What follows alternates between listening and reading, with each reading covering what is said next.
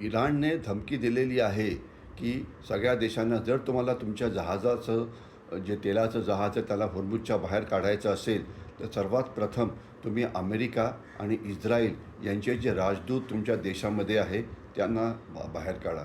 खरं म्हटलं तर ही एक इराणची एक रणनीती आहे आणि आक्रमक रणनीती आहे आणि हे पुष्कळ प्रमाणामध्ये एक ब्लॅकमेलिंगसुद्धा आहे.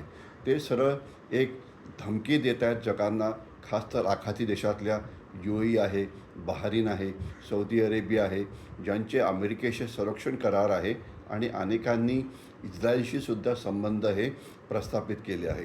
त्यांचा मुख्य उद्देश काय आहे की ही राष्ट्र जी अमेरिकेवरती अवलंबून आहे त्यांना अमेरिकेच्या प्रभावाच्या खालनं काढायचं आणि त्यांना न्यूट्रल किंवा तटस्थ व्हायला सांगायचं.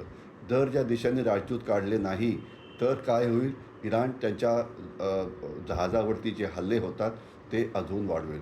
थोडक्यात हे जे आहे हे अमेरिकेच्या प्रभावाला एक आव्हान आहे. मात्र जे गल्फचे किंवा आखाती देश आहेत, सौदी अरेबिया, UAE, यांना अमेरिकेची सुरक्षा ही अत्यंत महत्त्वाची आहे आणि त्यांना अमेरिका आणि इस्रायलशी संबंध तोडून हे जमणार नाही, कारण त्यांची सुरक्षा पूर्णपणे अमेरिकेवरती अवलंबून आहे.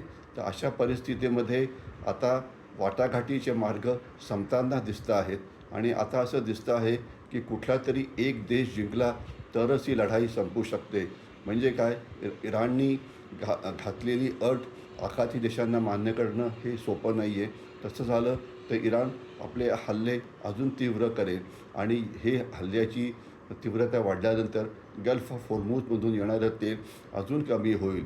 तर याचा अर्थ अमेरिकेच्या विरुद्ध लढाईमध्ये आता इराणसुद्धा आक्रमक विधानं करून बॅकफूटवरती न राहता फूटवरती येऊन सांगत आहे की जर तुम्हाला तेल हवं असेल तर तुम्हाला आमच्या वाटाघाटी या मान्य कराव्या लागतील. एका प्रमाणामध्ये हे एक अल्टिमेटम आहे.